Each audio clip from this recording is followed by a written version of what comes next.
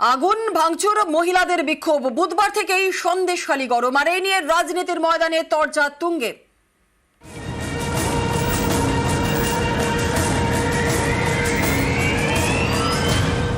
CPM এর সাথে বিজেপির একটি অংশ একজোট হয়ে তারা এই ধরনের ঘটনা ঘটানোর চেষ্টা করছে।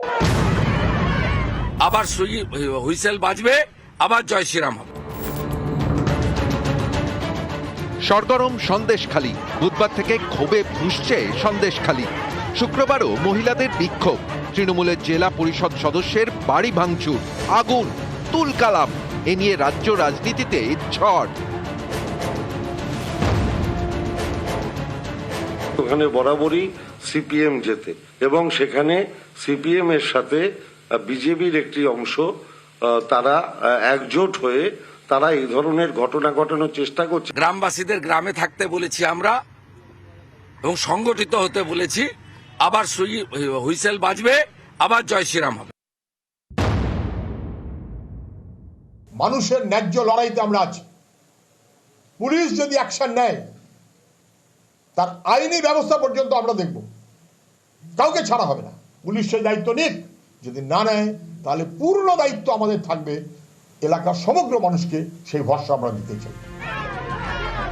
সন্দেশখালীর পরিস্থিতি নিয়ে অমিত শাহকে চিঠি লিখেছেন সুকান্ত মজুমদার। স্বরাষ্ট্র মন্ত্রকের হস্তক্ষেপ চেয়ে চিঠি লেখেন বিজেপির রাজ্য সভাপতি। পুলিশকে সামনে রেখে শেখ শাহজাহানের বাহিনী তারা দুষ্কৃতীদেরকে নিয়ে এসছে এবং সেই দুষ্কৃতীরা এই মুহূর্তে গ্রামবাসীদের উপরে পুরো চড়াও হয়েছে।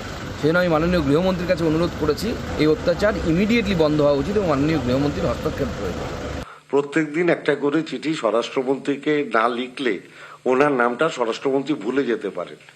এখন তো প্রতিযোগিতা চলছে, স্বরাষ্ট্রমন্ত্রীর কাছে কার নামটা মাথায় থাকবে, তা সুকান্তবাবু সেই প্রতিযোগিতায় অংশগ্রহণ করে চিঠি লিখেছেন।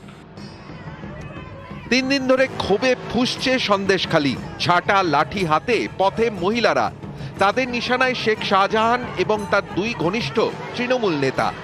এই পরিস্থিতিতে স্থানীয় স্তরে দলের দুর্বলতার কথা স্বীকার করে নিয়েছেন ব্রাত্য বসু। সে টানাপোড়েনের ফলে হয়তো সাময়িকভাবে বিরোধীদের প্ররোচনা দিচ্ছে, এটাও ঘটনা। কিন্তু আমার কাছে বিরোধীদের প্ররোচনা বা কারোর থাকা বা না থাকা এটার থেকে দরকারই হচ্ছে মানে মুখ্যমন্ত্রী যেটা চাইছেন যে মানে ওই অংশটা একটা শান্তি এবং স্থিতিশীলতা আসুক। নিশ্চয়ই প্রশাসন এই দিকে বিশেষভাবে নজর রাখছে। নিউজ 18 বাংলা।